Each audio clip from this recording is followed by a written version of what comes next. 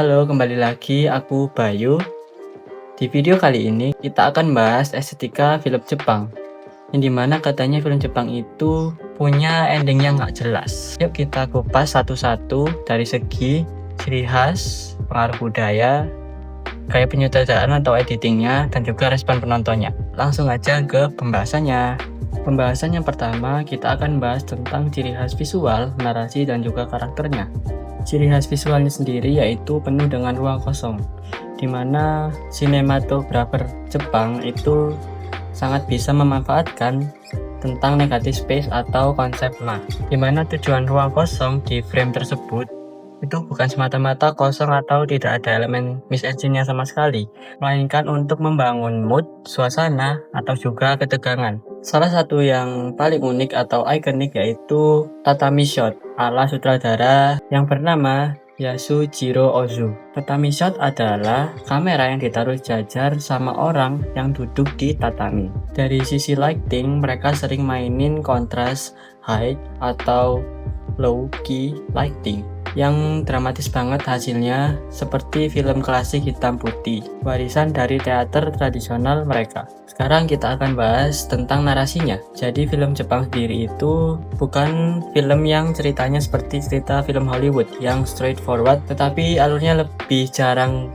yang langsung to the point, melainkan pacingnya itu slow burn. Ada konsep yang biasanya dipakai oleh para filmmaker Jepang, yaitu bernama Monona Award, yang artinya keindahan dalam kesedihan. Dari konsep Monona Award sendiri, itu bikin film Jepang endingnya itu lebih terbuka, atau biasanya membuat penonton itu mikir jalan cerita endingnya sendiri, karena mereka sadar bahwa di dunia ini nggak ada yang abadi. Watak dari karakter film Jepang sendiri dibuat stoik oleh penulisnya, yang dimana kelihatan tenang, kalem, dan juga nggak banyak reaksi dari masalah-masalah yang karakternya hadapi.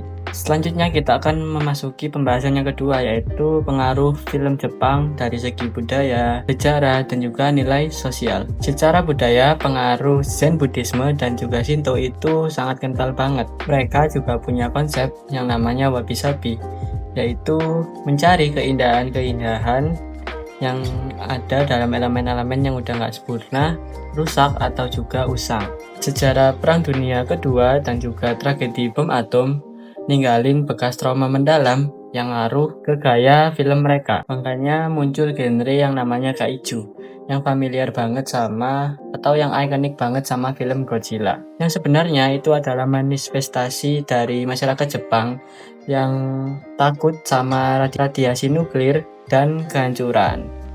Selanjutnya kita akan memasuki pembahasan yang ketiga tentang mise-en-scene dan juga gaya editing serta gaya penyutradaraan dari film Jepang. Sutradara-sutradara Jepang itu sangat detail oriented banget sama mise-en-scene. Semua yang ada di dalam frame, mulai dari posisi properti, arsitektur ruangan, sampai cuaca itu dirancang buat mewakili psikologi karakternya. Misalnya kayak ada scene hujan deras di background karakternya, yang dimana itu udah cukup buat mewakili isi hati dari karakternya yang lagi sedih, tanpa harus berdialog atau ngomong di kamera.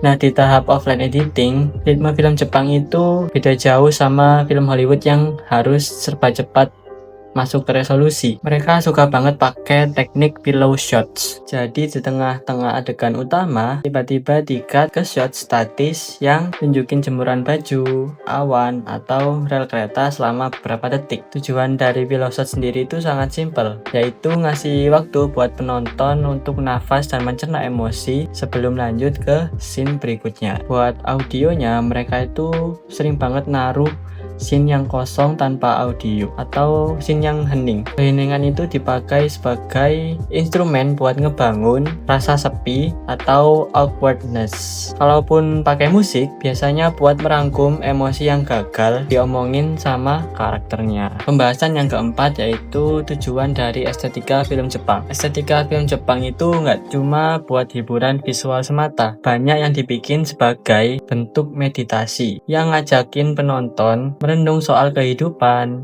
alam, dan keluarga. Selain itu, estetika yang kadang gloomy atau brutal sering dipakai buat kritik sosial yang tajam, ngebahas betapa kakunya struktur masyarakat mereka atau rasa terasing di kota-kota besar. Intinya, genre apapun dalam filmnya, tujuannya itu selalu pengen nyampein realisme emosional. Di pembahasan yang kelima ini kita khusus akan membahas anime atau animasi dari Jepang. Animasi Jepang sendiri itu pada dasarnya bukan hanya sebuah kartun, tapi sinema live action yang digambar. Sutradara dari anime benar-benar menerapkan prinsip mise en scene dan tata kamera yang digambar dalam medium 2 dimensi. Mereka suka banget pakai sudut kamera ekstrim yang susah kalau mahal dilakuin di live action, kayak extreme close up ke mata karakter, touch angle buat ngasih efek gelisah, sampai simulasi lens flare dan depth of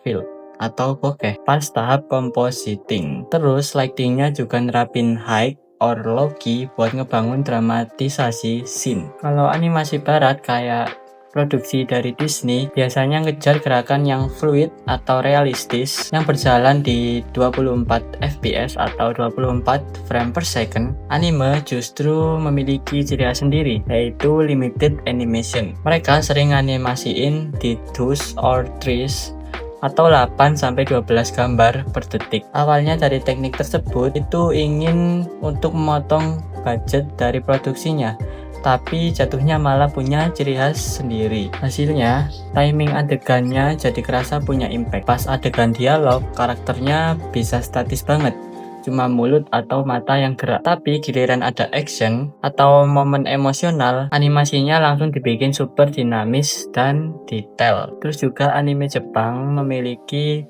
kebalikan dari sifat stoik atau sifat yang menahan emosi seperti di film live action Jepang. Di anime, karena mediumnya bebas, emosi justru divisualisasikan secara ekstrim dan hiperbolis. Setelah udah ngebahas dari ciri khas visual, narasi, karakter, pengaruh budaya, sosial, nilai sejarah, gaya penyutradaraan, dan editingnya, kita masuk ke pembahasan yang terakhir, yaitu bagaimana sih respon penonton masyarakat Jepang, global, dan juga Indonesia. Kalau buat penonton lokal sendiri sih, mereka sangat menerima estetika film Jepang ini karena memang mewakili dari kebiasaan atau habit mereka sehari-hari. Kayak sindiran-sindiran halusnya pun juga nyambung sama masyarakat Jepang. Tapi kalau buat penonton global, ini tuh agak tricky.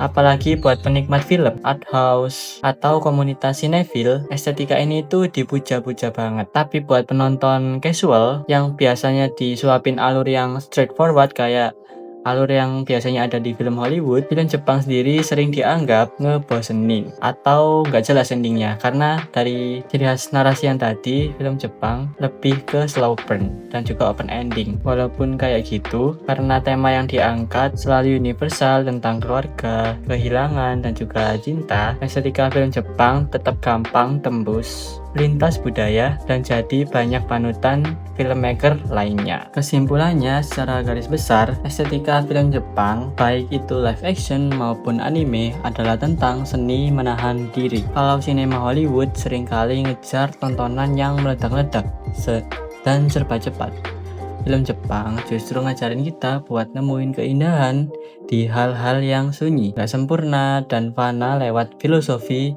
wabi-sabi dan monona awal. Lewat permainan ruang kosong atau mise en scene yang super detail, sampai pacing editing yang ngasih ruang buat nafas seperti pillow shots, sineas Jepang ngebuktiin kalau visual dan tata kamera itu bisa ngomong jauh lebih kencang daripada dialog.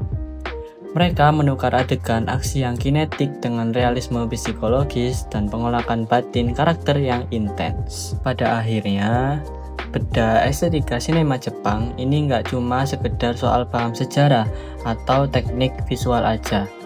Apalagi buat kita yang lagi develop project film, terutama kalau lagi ngegarap genre yang heavy seperti drama psikologis. Pendekatan ala Jepang ini ngajarin banget gimana merancang adegan supaya getaran emosi karakter-karakternya benar-benar kerasa nyampe ke penonton, meski dalam diam atau tanpa suara apapun. Nah, itu tadi pembahasan tentang estetika film Jepang. Jadi gimana guys? Lebih baik lebih prefer film Hollywood, film Eropa, atau film Jepang? Terima kasih udah nonton pembahasan dari estetika film Jepang ini. Wassalamualaikum warahmatullahi wabarakatuh.